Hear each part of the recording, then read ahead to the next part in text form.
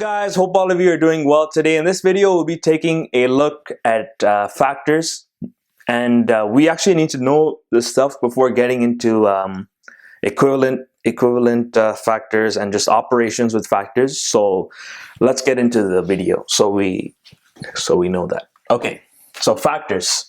So right now I'm going to tell you a basic definition of factors so you guys can understand. So let's just say n represents any integer value. So integers meaning it can be whole, it has to be whole numbers. It can be either positive or negative. So a factor of n, any number, or n, is any number that divides n, whatever number it is, without any remainder. Okay, that's the basic definition. And when we're dealing with factors, factors have to be whole numbers, not fractions. I'm talking about the actual factors itself. We need factors when we're dealing with certain parts in certain topics in fractions, but factors itself are not fractions. You'll know what I mean when I show you examples. And factors can be any whole numbers. It could be negative numbers. It could be positive numbers, but they have to be whole numbers. And factors can't be greater than the number or the any number you're looking at. I'll show you an example right now. So for example, 6, for example, we got to see what numbers, if we divide 6 by or 6 with, will give us a value without any remainder. So as if you already know, 6 divided by 1 will give you 6. 6 divided by 2 will give you 3. 6 divided by 3 will give you 2.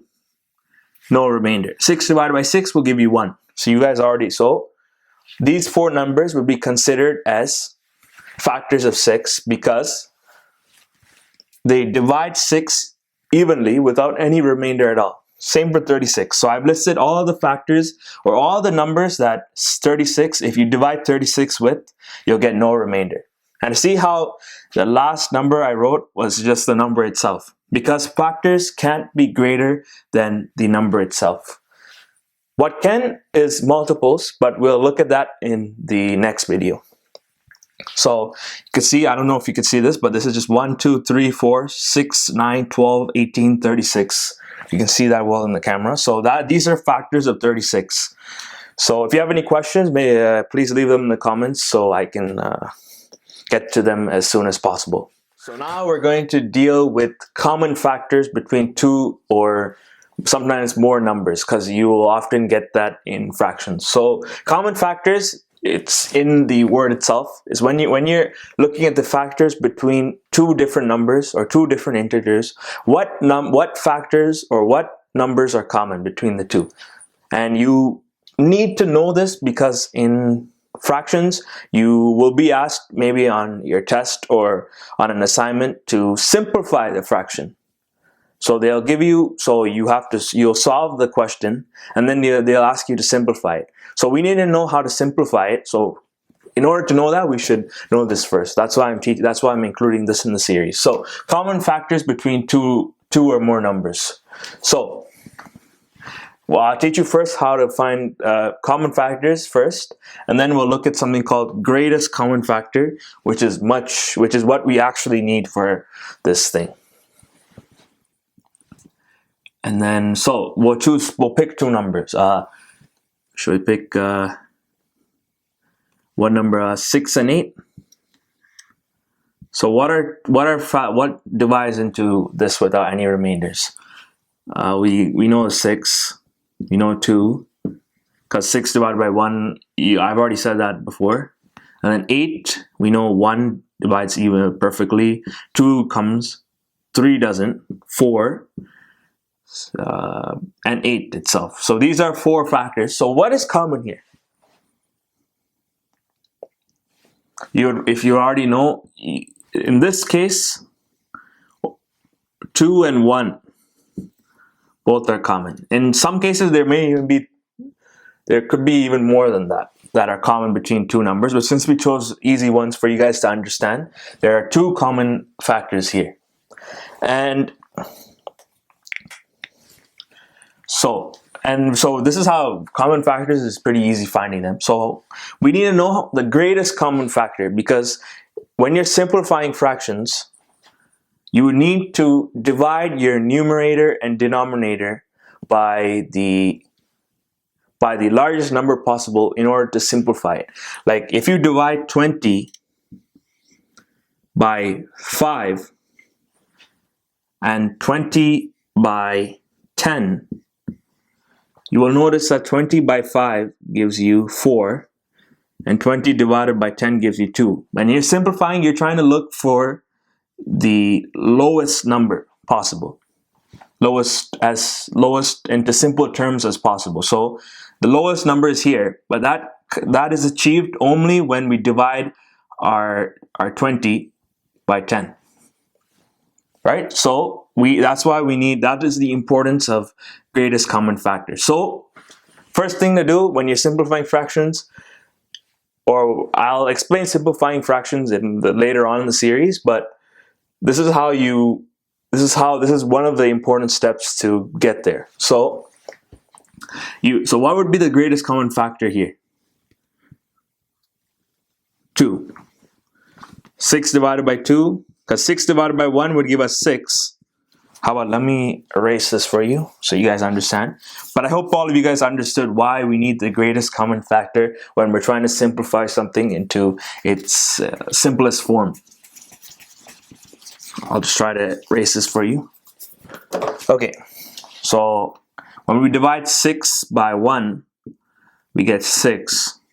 But when we divide 6 by 2, you get 3. So we've made it into a more smaller number than this. So that is the significance of the greatest common factor. And it doesn't have to be these numbers, it could be any number. It could be 16 and 18, where factors would change a bit. Hold up, starting view. Okay.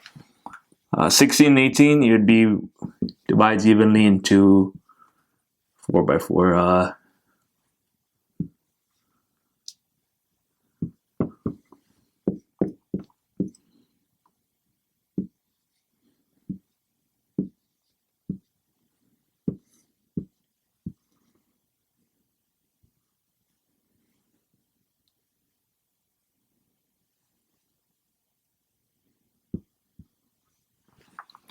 Yeah, same. For this one, it could be different numbers, but I guess I chose something where the greatest common factor again is 1 and 2. But you will, as long as you know your basic division, you should be fine for this. But you get the idea. So you would first write the numbers like this. Then you would see which numbers when divided by this number will evenly divide without any remainder. So you would list it like this.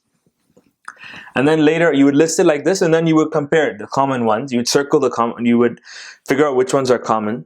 You would maybe take it like this. And then you would just circle which one is the greatest in the list. Now, unfortunately, I chose another example where 1 and 2 are the common factors and where 2 is the greatest common factor. But you'll get the idea as you keep on practicing. And I've already explained to you what greatest common factor is. So it's the common between 2 or sometimes more numbers. It's the common factor which is great. It's common, and it's also the greatest or the highest number in that list or set of numbers. If you understand, if that makes sense. So although it's so you'll know that even though it's not the highest number in the list, it's the highest and the common one between 16 and 18. See, you wouldn't see any similar numbers here. These two are the only similar ones, and out of those two, this one is the greatest and the one that's the same for both of them. So that's the greatest common factor. I hope I explained it to you as well as possible, and we will go on in the next video. We will learn about lowest common multiple, because we need to know that when we're looking at equivalent fractions and operations with operations meaning adding and subtracting. So let's get to the next video. Thank you.